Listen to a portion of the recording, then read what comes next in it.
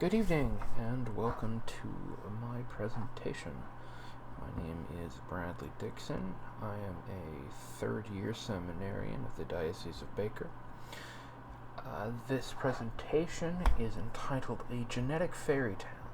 It's an analysis of identity in the films Shrek and Gattaca. Fairly unrelated films, at least on the surface, but together they show a very interesting story. To begin with, we should first establish what identity actually is. To put it simply, identity is who someone is. It's more than just a name or clothes or a set of opinions. Identity is who a person is as a whole. In some sense, identity is the totality. It's sort of explicit in this, but identity is the totality of someone's very existence. It is the I, or the me, in philosophical thought. It is not some metaphorical thing. It is the union of soul and body that makes up an individual person. It is a unique and completely special substance.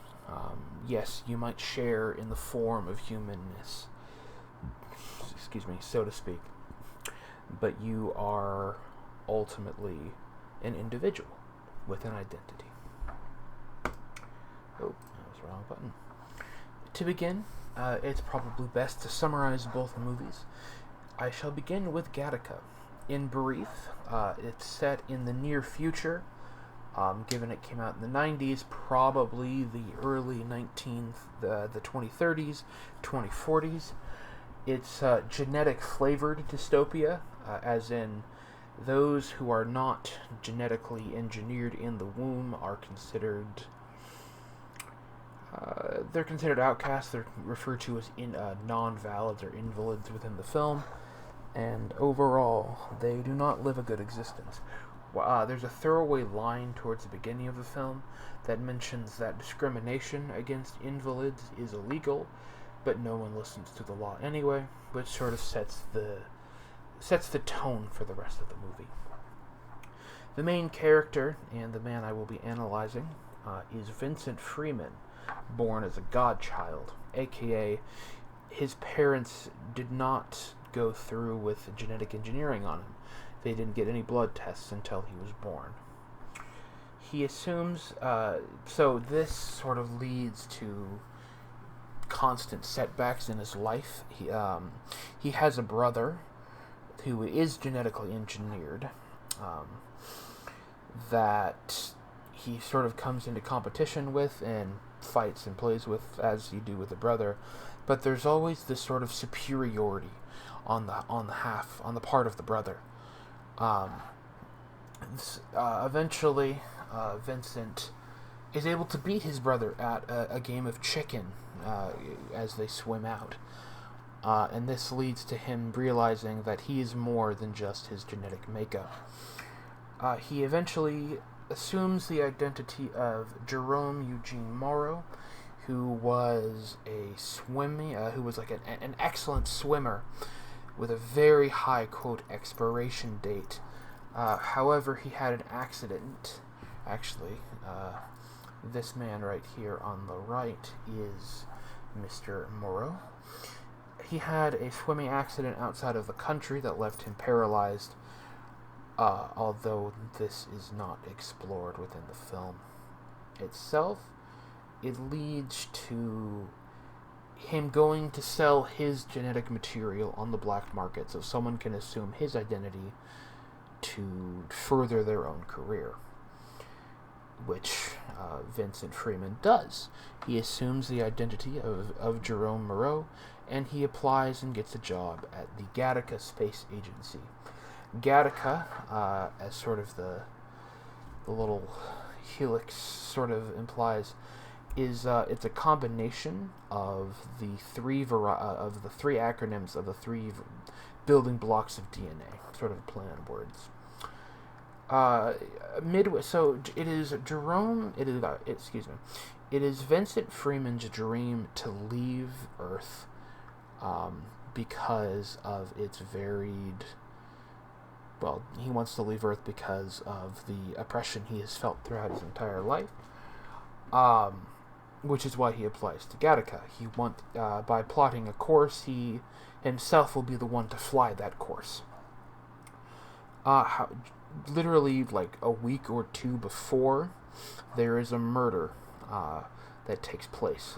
The mission supervisor is found murdered, and as the police are investigating for the killer, they find a strand of invalid DNA that just so happens to belong to Vincent Freeman. Here, they begin a search for Vincent, which is most of the plot. Most of the movie is sort of a game of cat and mouse with the police hunting after Vincent Freeman. It's actually his brother is one of the main detectives, interestingly enough. There's a sort of a side love plot with a character named Irene. It's honestly not that good of a subplot, but it's there. Effectively, they just fall in love, and she helps Vincent sort of come into his own again. It's basically the one time outside of the stuff with his brother where Vincent is Vincent and he's not pretending to be Jerome Moreau. And he actually reveals himself to her, and she doesn't care. It's very interesting. So the movie ends. Eventually, they find the real murderer, who was Vincent Freeman's direct supervisor. Turns out he'd wanted this mission to succeed for years. So eventually, he got tired of waiting, and because his supervisor was threatening to end it in the mission, so he killed him so the mission could go ahead regardless. And the movie ends with Jerome killing himself just as Vincent is taking off, with sort of a vague understanding with Irene that he'll return after his mission to Titan. Overall, it's a fairly good movie. Identity plays a fairly big role in this. That's essentially the entire plot, is him hiding his identity and finding it again. Moving on to our next movie, Shrek. It is a classic fairy tale, one of the most popular films of the early 2000s. The movie essentially is thus. There's a classic fairy tale book opening. Literally, it seems to be a direct parody of the Disney Renaissance films, such as a Snow White that opens with narration over a book. So Shrek is an ogre who lives alone in his swamp. Very early on, we see various fairy tale creatures being rounded up by the forces of one Lord Farquaad of Duloc, who wants to have his perfect kingdom, but to have that perfect kingdom, he must do away with the fairy tale creatures. As they are being rounded up, one of them, a talking donkey, fortunately named Donkey, manages to escape and runs into Shrek, who is wandering the woods. Eventually, Shrek scares off the guards, and Donkey is the first person that he's ever met that doesn't hate him, and the two become friends, although it seems more friends on Donkey's side rather than Shrek's. There is almost like an immediate love sort of thing between Shrek and Donkey, a sort of platonic friendship. It is actually really beautiful to see. The fairy tale creatures that were gathered up are eventually placed directly outside of Shrek's swamp.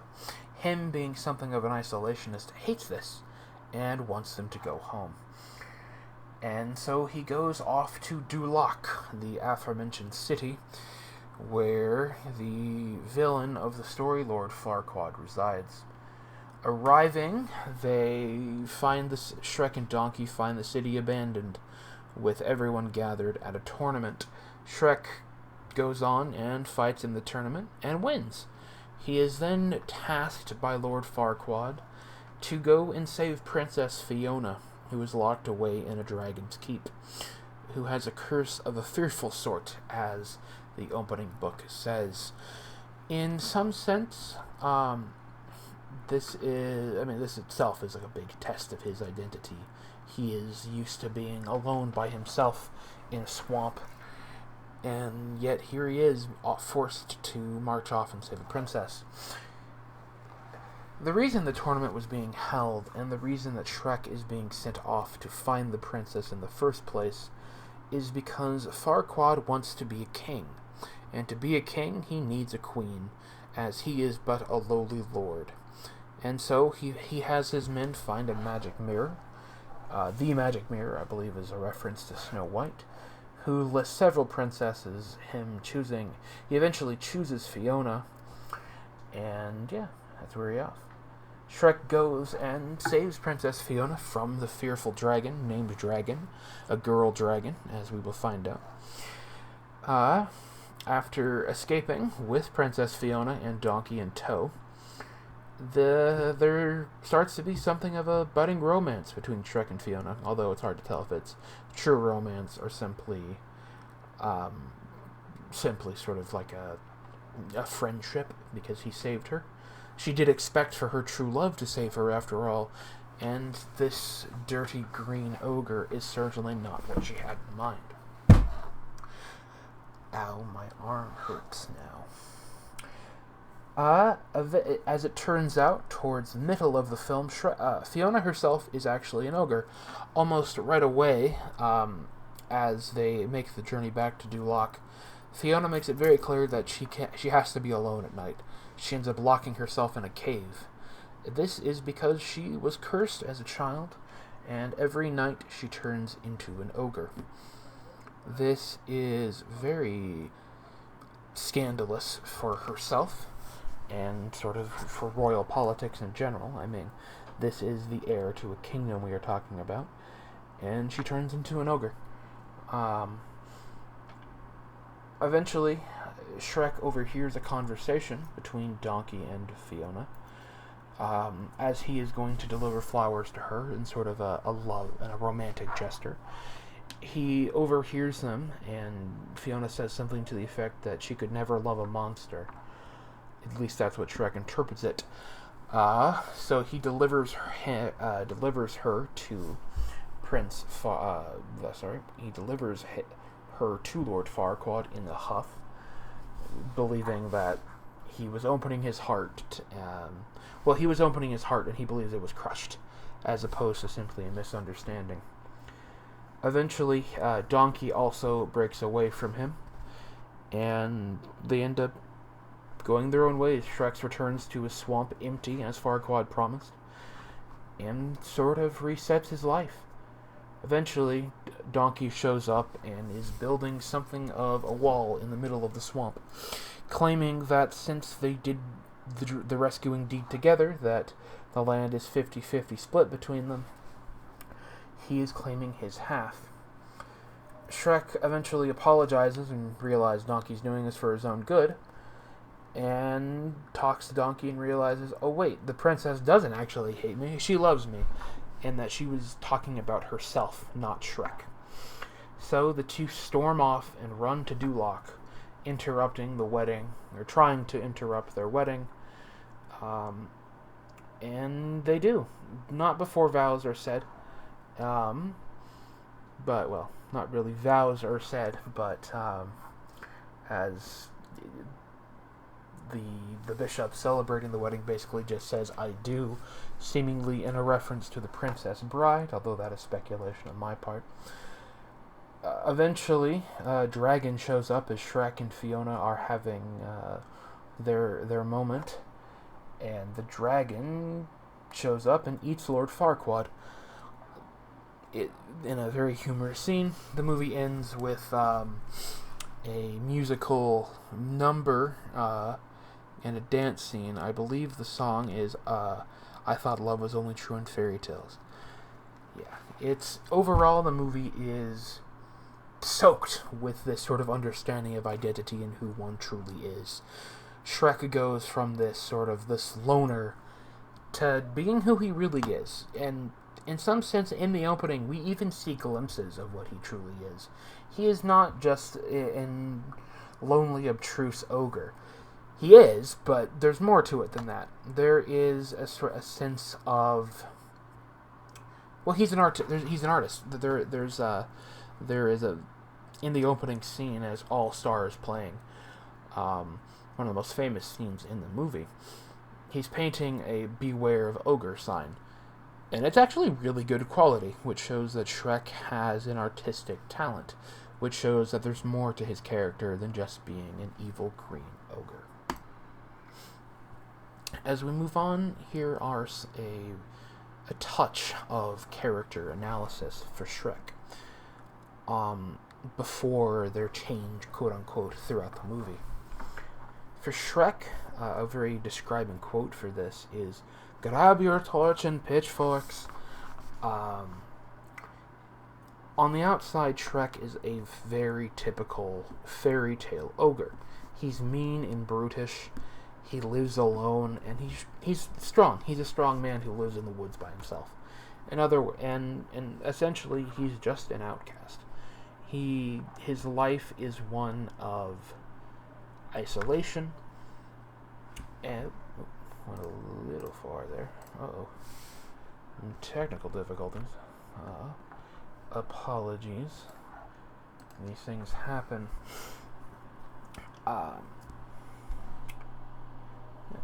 For Jerome Moreau in Gattaca, a quote that would describe him in this sort of isolation state is, "I never saved anything back for the swim," which is something he says to his brother when talking about how he was able to beat him. Jerome is the perfect worker. Nothing he does is to raise questions. He may be a bit aloof, and as he is the only worker to view every rocket launch, but he is perfect, down to his very genetic code. Freeman, as Moreau, hides himself to avoid being labeled as an outcast. He doesn't want to be what Shrek is, in some sense. He wants to be the guy he wants to leave the planet, actually. And to do this, he has to hide who he is, or thinks he does, anyway. Now for a little bit more, as the characters develop,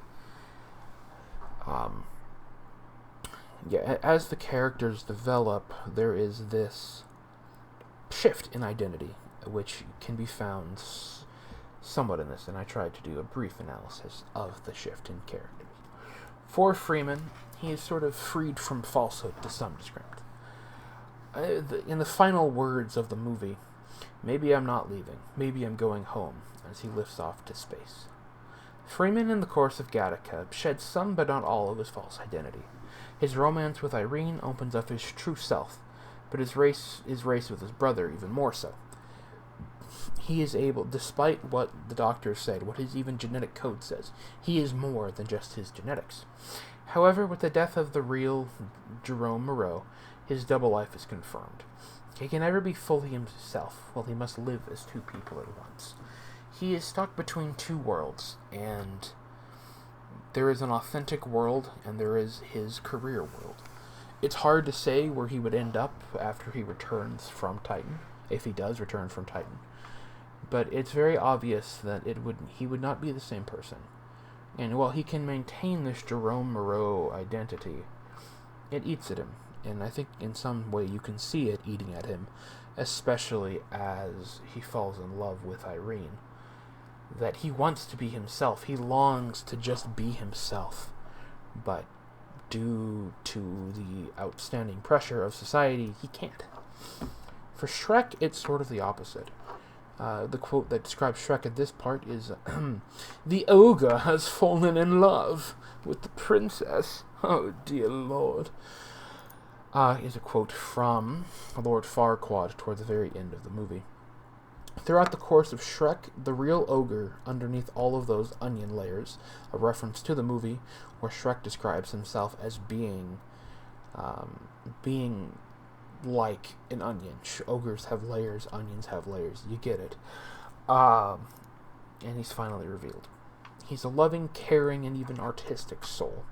While he's still far from perfect, as can be seen in the outro and in the following movies, he's embracing his true self and what he really is called to be.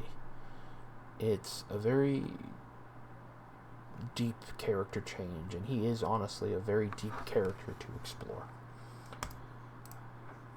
In conclusion, in these two films, the theme of identity is explored in different yet related ways. By far, the biggest of these connections is that of love. It is due primarily to their respective love interests that Shrek and Vincent are able to begin to embrace their true selves. It is within this that lies the kernel of the respective morals of these stories. Love is the great equalizer. With it, man will discover where his true values lie. Without it, he is but adrift in the wind. Love can reveal what man truly is, what he is truly after. And without love, man is nothing. And even in a Catholic context, which I believe this sort of ends up going to, without the love of God, we do not exist. Without the love of God, we cannot be who we are meant to be. Thank you for watching and listening. I hope this presentation has shed some light on identity within these two films. I have had a blast making and presenting this presentation to you, and I hope you have a good rest of your day. Thank you for watching.